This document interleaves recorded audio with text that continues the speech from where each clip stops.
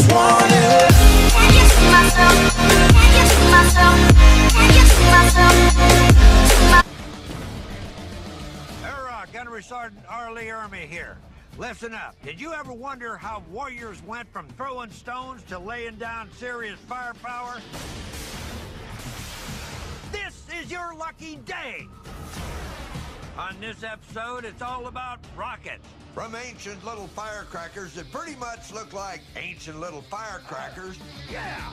to the very latest tank-killing long-range missile.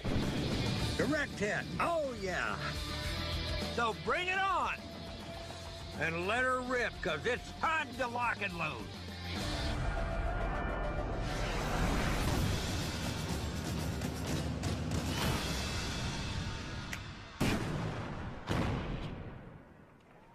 Hoorah! Now that's what I call 15 pounds of pure devastation. This little honey here is the AT-4 rocket launcher.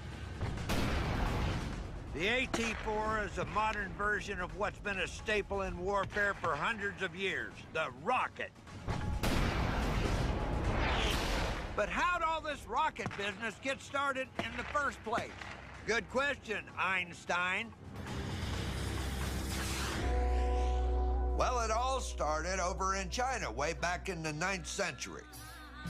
A couple old boys were playing around with a combination of sulfur and saltpeter when they lit the stuff on fire and it blew up.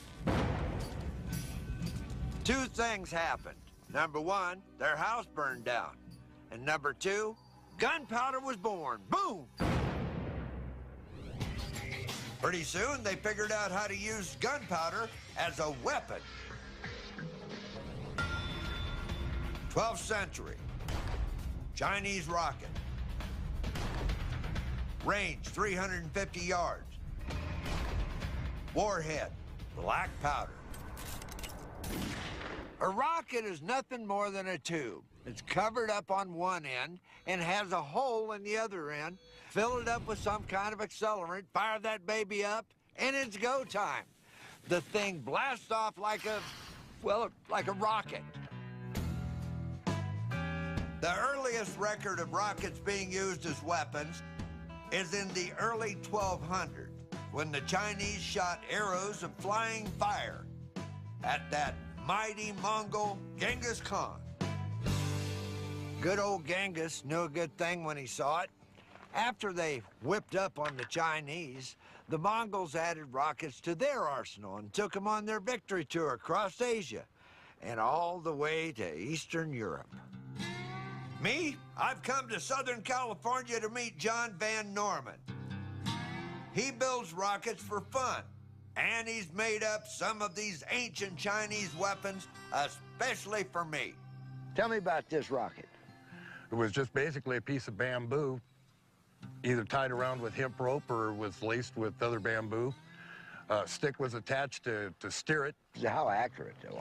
Not real accurate, but most of the time it scared the horses and caused everybody to scatter in different directions. I imagine so. Now, does this thing explode when it lands? Yes, it does. It has a small warhead up in the front end, and the rest of it was all black powder.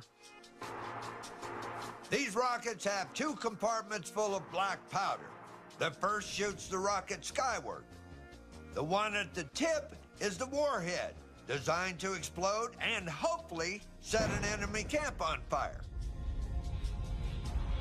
Okay, well, I'm anxious to light this baby up and see if we can hit that target out there, that's for sure. Let's give it a try. Absolutely. Our enemy camp is this stack of straw, and it is well within range. Now, there's no damn way I come all the way out here in the middle of the desert to not blow something up today. So let's just, without further ado, blow something up. Here we go. We have fire.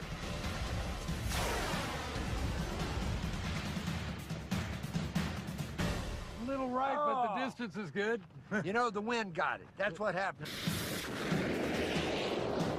Well, that's strike one for the Chinese rocket. Now, that's pretty awesome looking rocket, though. That sucker took off pretty good. I was pretty happy with that. We just missed the target. Imagine if you were riding a horse across there right about that time. Oh, that'd probably it frightened me a little. Well, it wouldn't scare me. Probably scare the horse a little bit. The horse. I'll tell you what, we have some more of those? Yep, we sure do. Well, let's reload. Let's do a little re-aiming and reload. Lock and load. Let's go. Oop.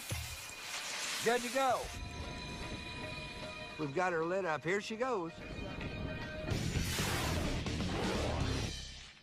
Well, that's just plain embarrassing. Strike two. Well, now. Remember we were talking about accuracy? Yeah, but that would have scared hell out of the bad guys. We've got 2 more shots. This one and 1 more, and that's it. If we don't hit the target, no, they wouldn't fire me. Okay, here we go. Fire in the hole. Look out, it's on fire. It's gonna go. Let me say a few appropriate words over this baby. Go get 'em, Tiger. You go get 'em. Maybe the third time will be lucky. Third time's the charm. That's got possibilities now. It ain't over till the fat lady sings. Oh, look at it. That wind's taking it to the right again. Again, good distance. About 30, 40 feet to the right of the target. But the target is undisturbed, is what the problem is. That's 3 shots and still no results. So we've only got 1 shot left. Now, in my book, failure is not an option. So what's happened is we have moved our little rocket launcher a little bit closer to the stack of straw. Now we're ready to go, and I think we'll be able to hit it this time. What do you think, John? I like the way you think. Okay, let's go for it. Here we go. We have ignition.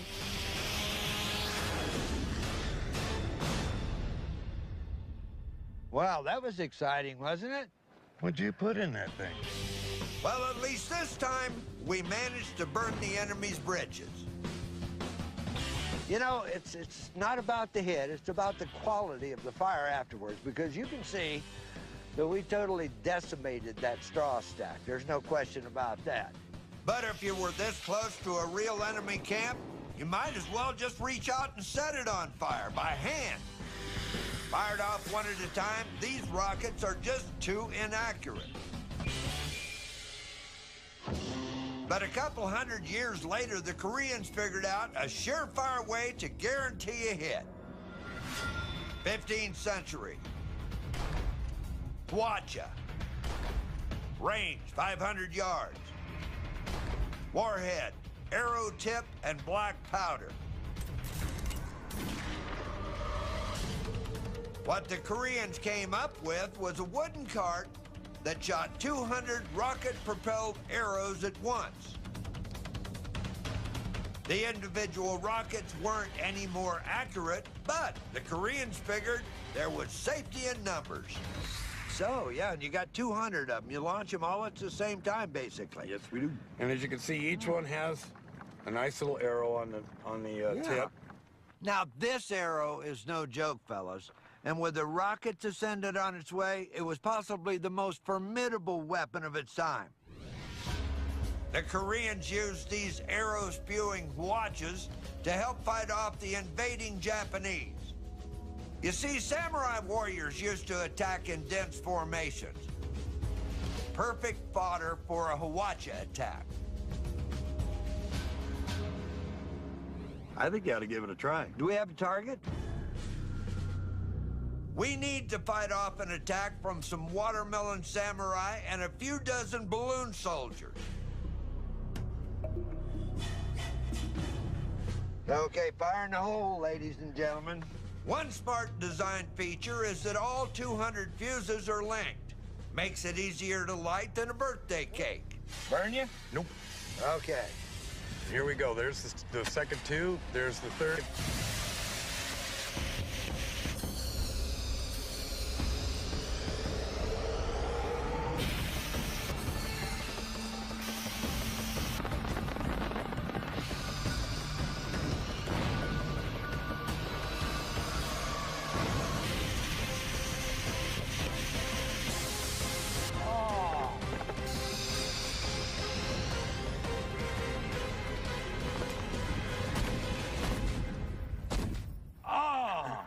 How'd you like to Now- have that raining down on you? That was worth every nickel of it right there. That was beautiful is what that was, wasn't it? But that is an awesome piece of machinery. Was that as good for you as it was for me, honey? Well, how about that? We finally scored some direct hits. Look at the carnage. This is awesome. Good shooting. Hurrah, yeah, it was. It was fun stuff. We'll do this again. It takes 10 seconds to fire off all 200 arrows. That's a big step up from the old Chinese one-hit wonders, the ones that hardly ever hit. But even the Hwacha's success is more down to the power of numbers than anything else. Accuracy was still the rocket's #1 problem. Sorry to bust your bubble, partner. Next up on Lock and Load, we're going to talk about some rockets that inspired a guy named Francis Scott Key. You know, rockets, red glare, and all that.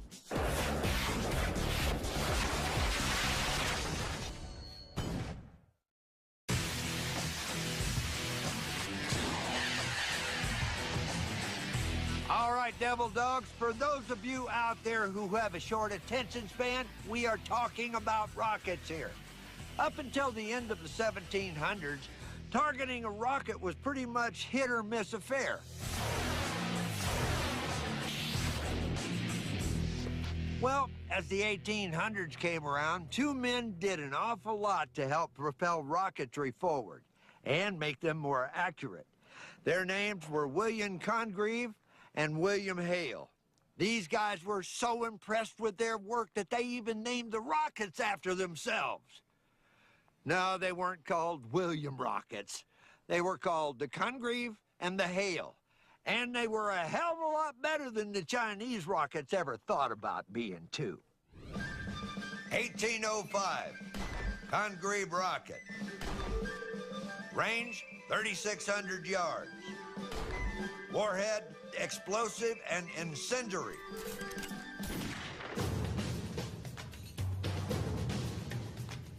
Congreve's big breakthrough was to make his rocket out of metal instead of bamboo. Seems kind of obvious to me, but I guess somebody had to be the first. Now, the Brits used these rockets against the Yanks way back in the War of 1812 when Congreves were fired against Fort McHenry. A certain Francis Scott Key was inspired by their red glare. Well, you know the rest. It turns out the red glare was about all they were good for. Even with all the tinkering, they still weren't on target. A better rocket was called for. Enter the Hale. 1846, Hale rocket. Range, 3,000 yards. Warhead, explosive. William Hale took Congreve's design and put a whole new spin on it. He added little vents around the base that let the exhaust gases spin the rocket to help keep it flying straight. The exact same way a football does. This meant Hale could ditch the guide stick, making his rocket more streamlined than the Congreve. It stayed in use for almost 50 years, from the Civil War right up through the Spanish-American War of 1898. I'm here with my buddy Eric Gates. Now, we're getting ready to demonstrate rockets and play with these things, the Congreve and the Hale. Which is the most effective? Well, this had a longer range because Yes. we're losing thrust spinning this one. Okay. But this one's more accurate. So longer range, more accurate. Uh-huh. What's the difference between these and the ones the Chinese made? Well, we got a lot bigger on ours, and both of these were able to be launched out of a tube, which increased their accuracy. The Chinese, all the sticks were on the side. So we got a little bit better accuracy, and we got a lot bigger because we're in steel rather than bamboo. Well, let's see how they work. I'm kind of anxious to see this thing go off. Let's get one in the launcher and let it rip. I'm with you. Well, we said that Hale's rocket spun like a football. So, what better way to test both these babies for accuracy than a set of goalposts? Okay, I've had the boys set up a regulation gold post out there, and we're gonna have a little contest, see which one of these babies is the most accurate, Mr. Hale or Mr. Congreve. May the best man win, that's all I can say. Now, for those of you out there who are a bit slow, the objective of the exercise is to score a field goal and get the rocket between the posts. First up, the Congreve. Oh, all right, off to the old bomb shelter here. Yeah, now how long is this gonna take before this thing goes off? About 45 seconds to a minute. Okay, the target may have moved 3 or 4 different times by then, right? And in the day, yes. Okay. 5, 4, 3, 2, 1.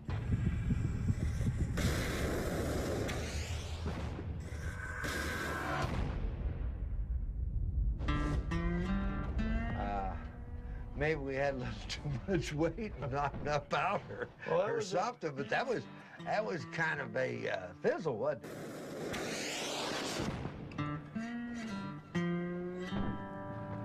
As far as the field goal, short. I don't know how you at home feel about it, but I think we could have done better on that one. The Congreve's metal case might have made it more powerful. But just like the ancient Chinese contraptions, they couldn't hit the broadside of a doggone barn. Time to give the Hale a go. Those little vents are supposed to improve its accuracy. Let's see. Okay, now, this is gonna take a little teamwork here. We're a team. Oh, we have ignition.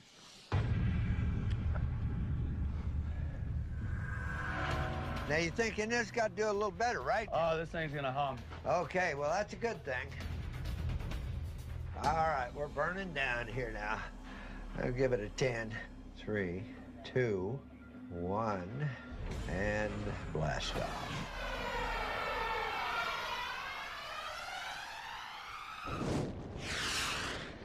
Well, there you go. Now, that's what I'm talking about.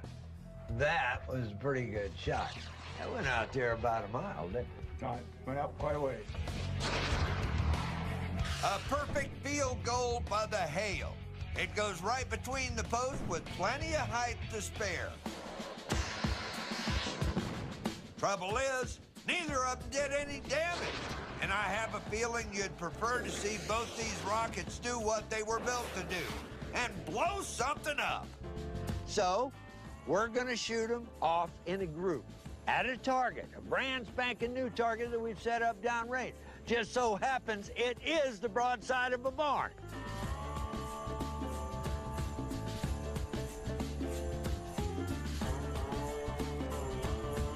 I tell you, it's all ready to go. Should be like the grand finale down at the high school on the 4th of July. You know, boom, boom, boom, boom. It's all this coming out at one time. I think at this range, we can't help but to hit it. 3, 2, 1.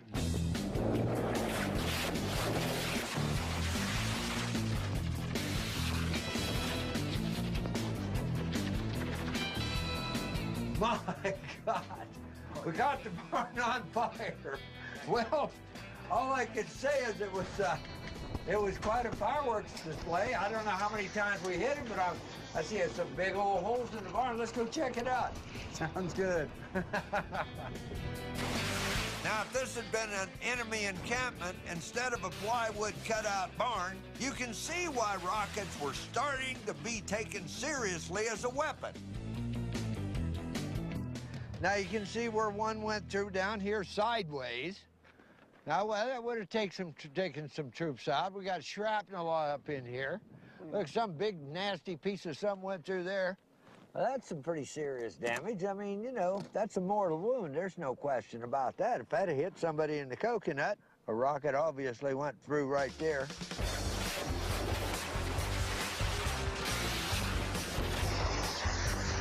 Well, there you go. Congreve and Hale rockets can hit the broadside of a barn. You just have to move them up real close and have a lot of them, that's all. Coming up next. rockets get a kickstart.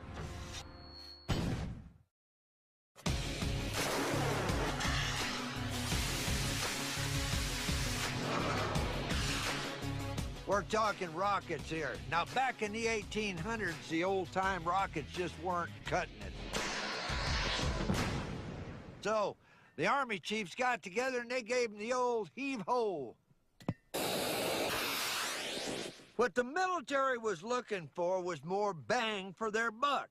They wanted something that was powerful, that they could aim and actually hit the target with.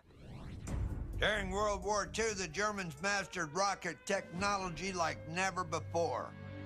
Their terrifying B-1 and B-2 rockets were the size of fighter planes and could fly hundreds of miles, but they weren't built for regular battlefield use. America created a smaller rocket more suited for combat, the bazooka, pretty much the first ever man-portable rocket launcher. It was deadly to thin-skinned German vehicles and even took out a Tiger tank during the 1943 invasion of Sicily. But it was far from perfect. Sometimes the rocket would get stuck in the tube, and sometimes the damn thing would blow up. And the backblast and the smoke trail was so obvious it would give your position away. And once they spotted you and they knew your position, you were hamburgered. One thing they did get right, though, was how to deal with the recoil. As the rocket is propelled forward, the backblast shoots out the rear of the tube, balancing out the forward momentum of the rocket. It's called recoilless action. The bazooka kicked off a whole tradition of hand-carried recoilless rocket launchers that saw action in Korea and Vietnam. But technology marches on, and now every Tom, Dick, and Harry wants to get his fingers in that pie. Well, surprise, surprise. The Swedes figured out how to make something other than meatballs. It's the AT-4 rocket launcher. Hoorah! 1981. AT-4 rocket launcher. Range, 600 yards. Warhead, 84mm high explosive anti-tank. The AT-4 is designed as a disposable launcher. Each round of ammo comes packed inside the tube. Once launched, it's fire and fling. The AT-4 really kicks butt. It fires a warhead that's 3 times more powerful than the bazooka. What makes the AT-4 such a powerhouse is its massive 84mm round. Get it? AT-4. Boy, those Swedes are really funny, aren't they? But what is no joke is the round, which has enough juice to rip through 14 inches of armor plate. And this is the engineering that makes it possible. That 84mm high explosive anti-tank round.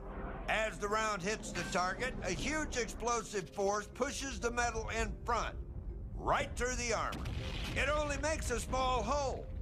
But because the AT-4 carries more explosive force than the bazooka, it continues on to explode on the other side of the armor. They call that beyond armor ability.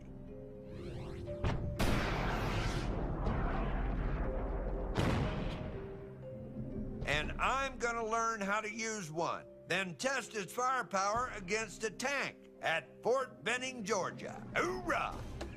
I'm here with Sergeant Lawrence, United States Army, and we're playing with Sergeant Lawrence's toy. Tell me about it. It fires an 84mm heat rocket, heat, which stands for high explosive anti-tank. So if you know what a Soviet BMP is, which is a armored personnel carrier, a Soviet BMP weighs approximately 14 metric tons. This weapon, the AT-4, which weighs 14.8 pounds and is 40 inches long, can easily destroy that BMP. When it penetrates, it's going to send shrapnel and blinding light throughout the vehicle. A lot of heat.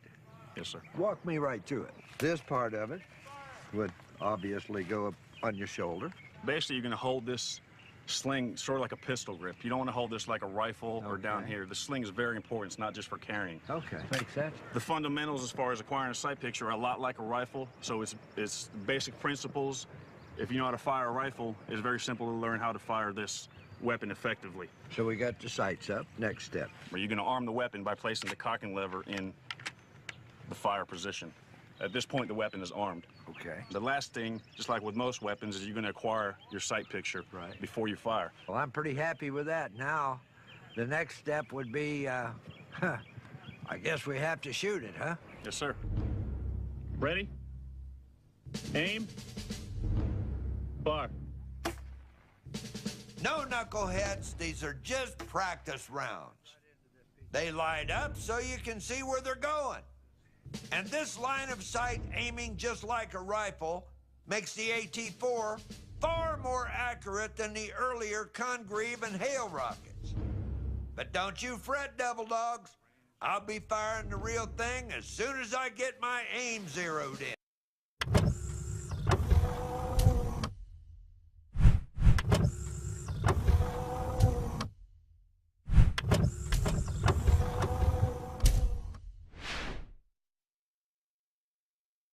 Should be 300 meters right there. Okay.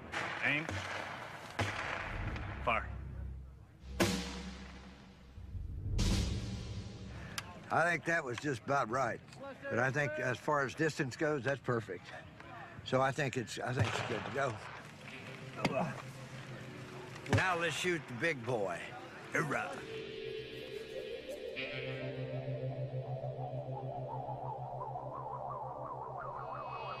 Okay, whenever we're ready, I'm ready. All right, I'm going to arm it right now.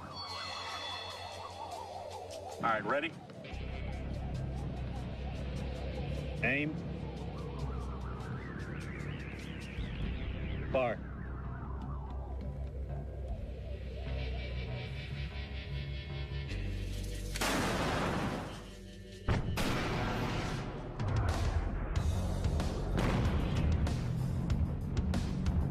Nice one. Direct hit. Oh, yeah. Good job, sir. Gotta tell you, that tank is dead. It's out of action. That is an awesome, awesome hit. It has a bigger warhead, 6 pounds compared to the bazooka's 3 pounds, and a further effective range, 600 yards compared to 300 with the bazooka. And it was a total, absolute thing of beauty. And it's good against tanks, armored vehicles, even a small bunker. The AT-4 truly is anti-materiel. Thing of beauty. And no recoil whatsoever, a little push. That's about it. The recoil all goes out the back, and then the rocket coming out the front, they kind of counterbalance one another. Ah, yeah! Makes me feel like a real man to be able to do that, you know? Punch a hole in that big damn tank down there. That tank is dead. It's out of action. It will never, ever cause us any problem ever again. Hurrah. But the AT-4 is still only aimed by line of sight, just like the bazooka, the Congreve, and the Hiwacha. And that's no guarantee of a hit.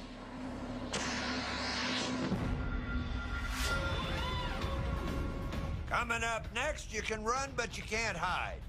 From guided missiles. Don't you move your butts, lard ass. We're moving on to some really, really big guns.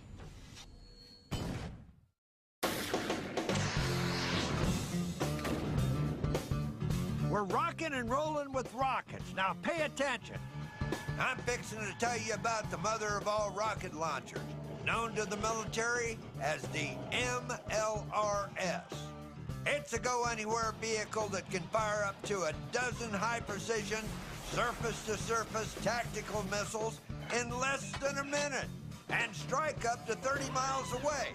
But right now, I'm concerned with how we got to this point. I've already shown you the Swedish AT-4, a fantastic weapon for line-of-sight medium-range targets. But for longer range, you need a little help with your aim. Direct hit. Well, the boys in R&D figured out a way to put a guidance system on a rocket. Now, what you got is a guided missile. And that's a whole new ball game. The very first missile guidance systems, The controlled rockets by wires were built by the Nazis. Now, after a few decades of tinkering, we came up with our own version. The TOW missile, that's this baby right here. It's a real beaut. And its little wires can guide it to a target more than 2 miles away. If you can see it, you can kill it with a TOW. 1972. TOW missile. Range, 4,000 yards. Warhead, high explosive. The TOW is a tube-launched missile. Through optical sights, the operator keeps the crosshairs on the target using a joystick. Data is relayed to the missile via control wires, so the missile goes wherever the crosshairs are pointed. And here at Aberdeen Testing Center, I'm going to get a fire one. The TOW was developed in 1970 and first used in Vietnam in '72. We mounted them on helicopters and armored vehicles with only slight modifications. And it quickly created quite an impact. Its first month on duty, it racked up an incredible 24 tank kills. Today, the TOW missile is a real workhorse and one of the most versatile and effective weapons in the U.S. military's arsenal. In fact, it's the most widely used anti-tank guided missile in the world. Trust me, you don't want to be in front of one of these things. And I'm about to show you why. We're gonna fire one from this Bradley fighting vehicle. And there's a little square board about a half-mile away that I'm itching to put a hole in. With a little help from Jason Manchester, I've got the target in my sights. Okay, we're about dead center, wouldn't you agree? Got a good side picture, Roger. Now we switch from double to 13 times magnification. Okay, and all I have to do is pull the trigger? Pull the trigger and sound off. Okay, missile away. Now, as long as I keep the target in the crosshairs, the missile's gonna hit. A pair of fine copper wires uncoil from the back of the missile as it flies. I'll be damned. This provides an unjammable link from the operator to the missile, all the way to impact. Yeah, that's a beautiful thing. We're just inches off the exact center of that target. You know, it's what, 800 or 900 yards away? 800 yards. 800 yards, that's about a half mile. Great, good shoot, hoorah! With earlier missiles, it was point and pray. Once you hit the button, it was out of your control. But the TOW lets you keep the missile on track just by keeping the target in the crosshairs with the joystick.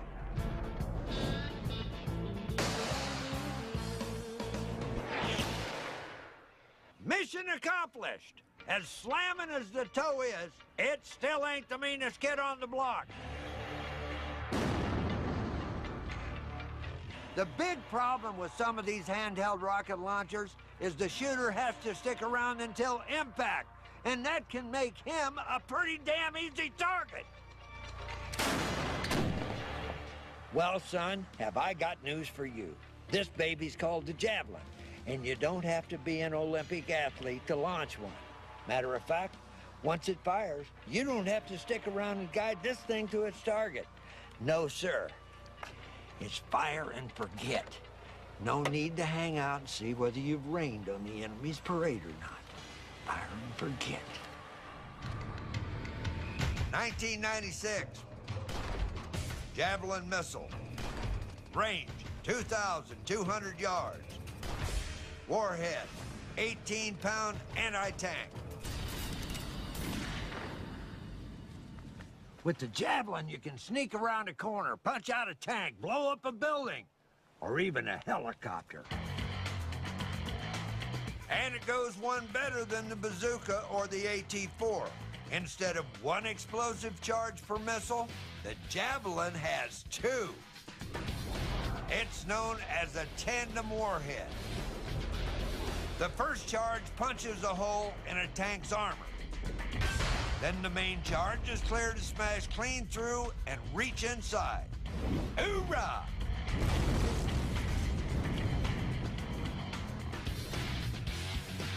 And at Fort Benning, Georgia, I've come to meet Staff Sergeant Lindemeyer, whose job it is to fire this thing.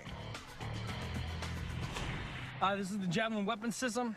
It is a man-portable, medium anti-tank missile. Fire and forget. Fire and forget means what?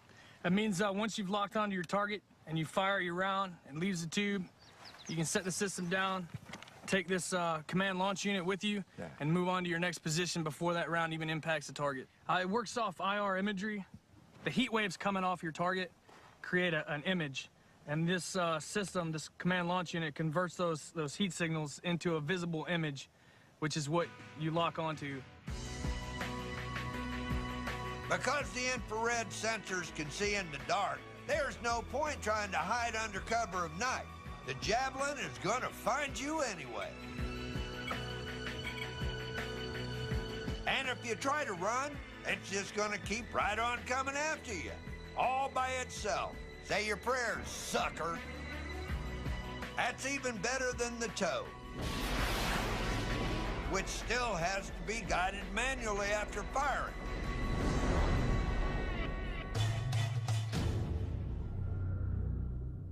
A single Javelin cost $80,000, so most of the training is done on simulators. Only the top scorer on the simulator has the honor of firing a live round. And believe me, it is an honor. So, I'm gonna try my hand at the simulator. Okay, let's put this heavy old monster up on my shoulder and see if I can hit any targets. These simulators are kind of like kick-ass video games. They allow our boys to become experts before they ever fire a live round. Oh, there it goes. Okay, direct hit. Well done. Even got sound effects. I like that. And you got a 95 passing score for that exercise. A 95, okay. I did pretty good, if I do say so myself. But Second Lieutenant Carr here came top of the class, so pretty soon he'll be firing the real thing. Well, I'm anxious to get started on this, and I know you're anxious because you want to shoot this baby, right? You had no idea. Matter of fact, as long as we're doing that, I have something here that is called my challenge coin. And as another reward for being top gun in the class, I want to give that to you, okay? All right. Thank you very much. Oh, my pleasure, absolutely. I believe you've earned it. The Javelin is the latest technology in man-portable missiles. Light enough for one man to carry around the battlefield, but powerful enough to take out a tank.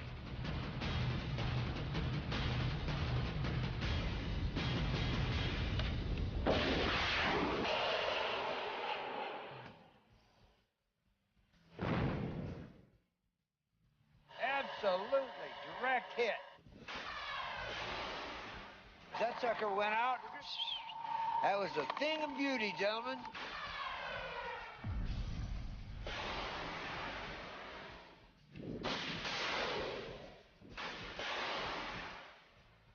Outstanding. Thank you. Nice Good- glasses. Good shooting. Smack dab right in the middle.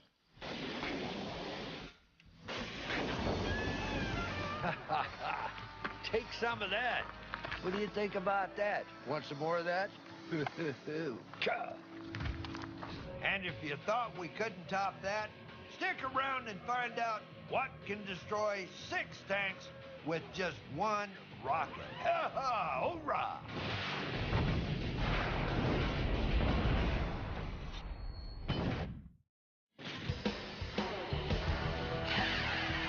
Listen up, couch potatoes. Gunnery Sergeant Arlie Ermy here, and I'm having a blast with rockets. Now, the Javelin is a get-her-done kind of rocket. There's no question about that. But the military is always eager to lay down lots of hurt and do more damage. That's right. I'm talking about the mother of all watches. It's the MLRS, this baby right here, the Multiple Launch Rocket System. And this baby will put a hurting on you. There is no question about that. 1995. MLRS, Multiple Launch Rocket System. Range, 300 miles. Warhead, 12 M30 rocket. Now remember the Hwacha, that 500-year-old multiple rocket launcher from Korea? Well, the MLRS takes the same concept, multiple rockets being launched, matches it with the explosive warhead of rockets like the AT-4, and adds in the guidance and technology of weapons like the Javelin. That lets you put a missile where you want it to go. It is one of the most effective missile systems on the planet.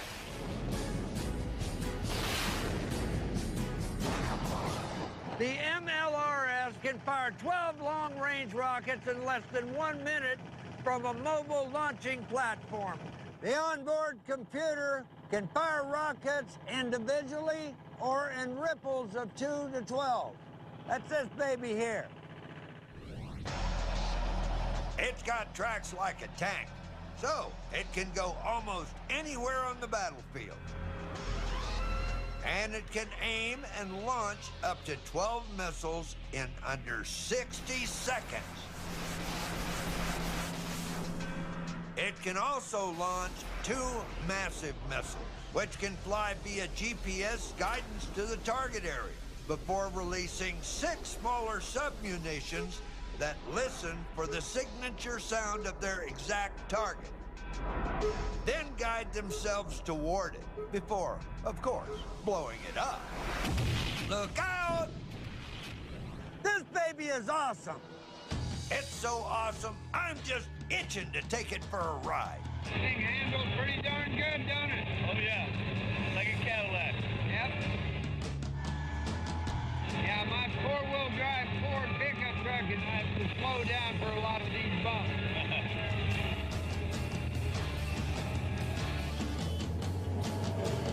The vehicle itself travels at 40 miles per hour. Now that's faster than a foot soldier can travel lugging an AT-4 or a Javelin. And that speed's a real advantage on a fast-moving battlefield. What's the range on the vehicle? 300 kilometers. What does the gas tank hold? Well over 100 gallons. Oh, really? Okay. Well, the whole belly of the chassis is pretty much a fuel cell. Well, guys, thanks a million for that wonderful ride. Enjoy that? Absolutely. I love this stuff. Well, you know, that was a lot of fun, but I want to get out here, and I want to be standing back a little ways so I can watch the fireworks.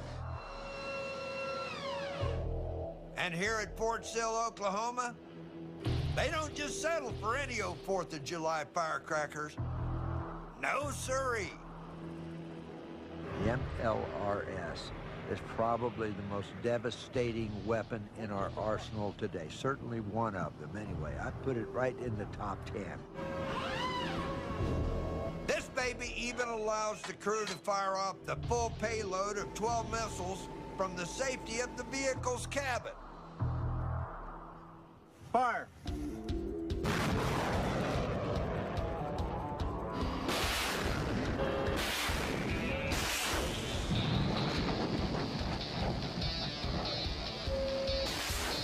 This weapon is phenomenal.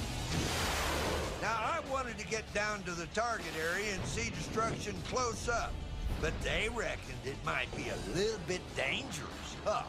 But even from this distance, the MLRS is a pretty darned impressive sight. Ooh, this is tremendous stuff. I'm loving this.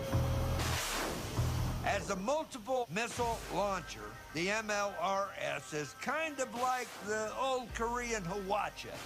But where the Hwacha could just about hit something 500 yards away, the MLRS can take out a tank at 30 miles. This baby behind me is awesome. This is a great piece of machinery. You gotta love it. That is, unless you're the guy that's down there getting shot at with it.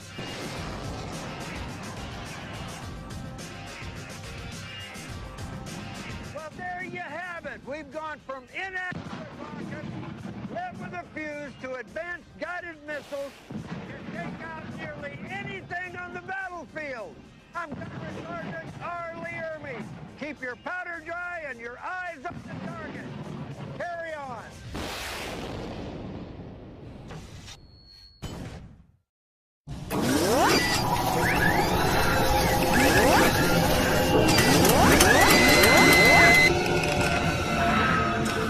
When it lands? Yes, it does. It has a small warhead up in the front end, and the rest of it was all black powder. These rockets have 2 compartments full of black powder. The first shoots the rocket skyward. The one at the tip is the warhead, designed to explode and hopefully set an enemy camp on fire. Okay, well, I'm anxious to light this baby up and see if we can hit that target out there, that's for sure. Let's I'm give it ready a to go. try. Absolutely. Our enemy camp is this stack of straw, and it is well within range. Now, there's no damn way I come all the way out here in the middle of the desert to not blow something up today. So let's just, without further ado, blow something up. Here we go. I just want it. Can you see myself? Can you see myself? Can you see myself? Hurrah, Gunnery Sergeant R. Lee Ermey here. Listen up. Did you ever wonder how warriors went from throwing stones to laying down serious firepower? This is your lucky day. On this episode, it's all about rockets. From ancient little firecrackers that pretty much look like ancient little firecrackers, Yeah.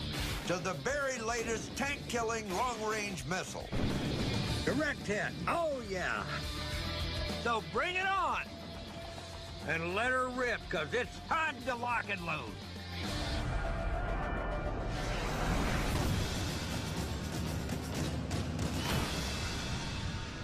Gunpowder was born. Boom!